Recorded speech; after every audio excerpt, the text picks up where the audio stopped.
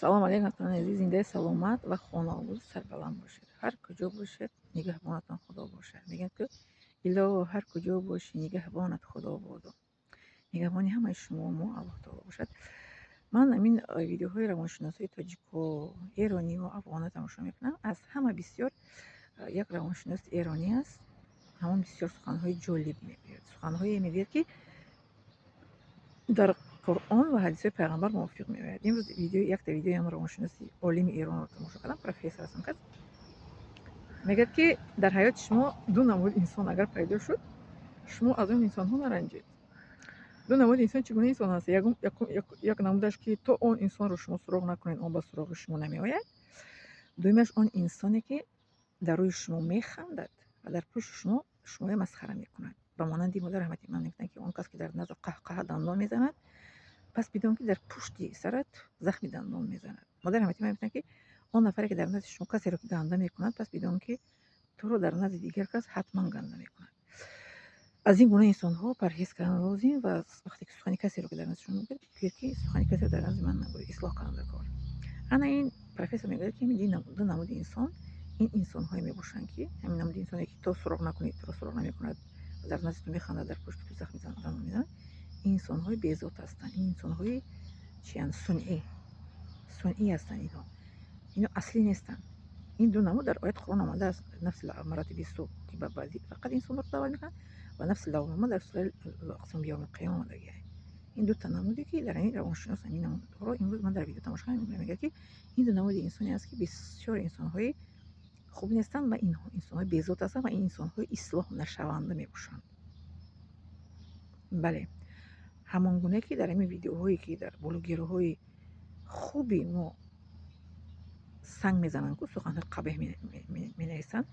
ман рӯз якташ нависааст, ки девонаи бедокумент, ё ки маро мегӯянд, ки чи дандонҳо доранд, ки харгӯш аст, ё ки ба ман мегӯяд, ки рав 2 ракат намоз хон, рав кӯдакро тарбия кун, рав таом паз, рав Қуръон хон, рав. Инҳо ҳамон инсонҳои безот ҳастанд. Безот. Ман ҳамин равоншинос мегӯяд, ки безот ҳастанд. инҳо доим суханҳои хароб мегӯянд. бале, суханҳои хароб, ино ислоҳ нашаванда ҳастанд. ҳамин инсонҳоро дар ояти Қуръон омадааст. Пас ин инсонҳоро заблокировата худованд, раҳмати худованд дар ин ютуб ҳаст, ки мо онҳоро заблокира мекунем. ҳамин инсонҳое, ки маро мешунед, ку инро олимҳо мегӯянд, исбот карданд, ки ҳамин гуна инсонҳо безот мебошанд. Безот, ино ислоҳ нашаванда ҳастанд. инҳо равоншиносон мегӯянд. аммо дар ояти Қуръон мегӯяд, ки он бандае, ки ба сӯи Аллоҳ таоло бармегардад, ку дуо мекунад, ки худовандо маро ислоҳ кун, он инсонро Аллоҳ таоло ислоҳ мекунад. бале, Аллоҳ таоло инсонро ислоҳ мекунад, ба он шарте, ки ба сӯи худо баргардад. агар барнагардад, анамин ду намуди безот мемонад. бале, ҳатто одамои пеш то ҳозирам ин ҳаст, дар мо ин вуҷуд дорад. вақте ки келин меоянд, ку хонаводаи духтар мепурсанд, ки ин писар аз кадом оила асту, падару модараш ки асту, гузаштагонаш кист. ва духтарро инчунин мепурсанд, ки духтар чӣ гуна аст, чӣ рафтор дорад, чӣ хел муомала дорад. дар масъали тоҷикӣ дорем, ку мегӯянд, ки гов аз гувдоргӣ, духтар аз зотдор.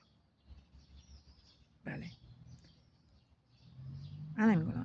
барои ҳамин дар ҳаёти мо ду намуди инсон ҳозир вуҷуд дорад. дуюм, сеюмаш дар сураи чӣ омадагиаст, ку пораи амал сураи аълада мегӯяд, ку саббисми раббикал аълада мегӯяд, чӣ мегӯяд? нафси ором. нафси ором озир дар замони мо мумкин 5% бошад. ба фикри ман 5%, хеле мисол 10% бошад. нафси ороме, ки ба ҳеҷ кас намерасад, кордор намешавад, саволҳои шахсӣ наметиҳад. ба ғайри сухани хуб, дар ҳамин сайти ман, дар ҳамин канали ман дута инсон ҳаст, ки аз мардҳо, рӯз якта дигараш нависааст, ки ҳамин апам касе аст, ки рус аст ё тоҷик аст, ки суханҳои ҳам тоҷикиам ба русӣ хушшӯ гап мезанад. ин якта бо як бародари дигар аст, Билол менависад суханҳои хуб. дута инсон аст, ки доим ба ман суханҳои хуб менависанд. ин инсонҳо дар чӣ дохил мешаванд? Дар нафси ором. ороме, ки ба ғайр аз сухани хуб ба касе сухани ноҷо намегӯянд. мегӯянд, ку тоҷикиам қой некӣ надорӣ, бадӣ накун. лекин одами безотро, ку тоҷикиам мегӯянд, ку аз ин куш даромад, аз ин куш баромад. мебинад, тамошо мекунаду кори худашро мекунад.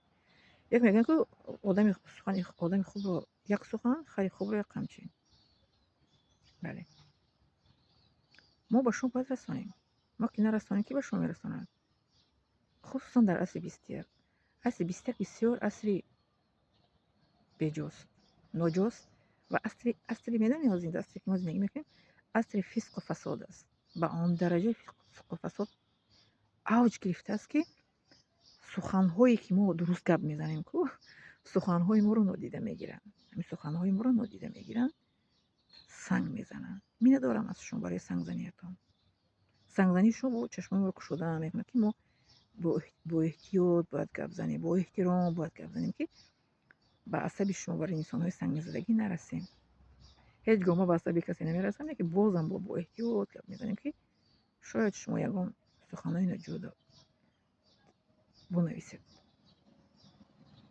بله، لیکن این رو عالم‌ها اثبات کردن که به ذات انسان اصلاح نمی‌شود، اما آیت قرآن میگوید که به سوی خداوند برگردد، الله تعالی او ایماندا را اصلاح میکند، اصلاح خواهد شد.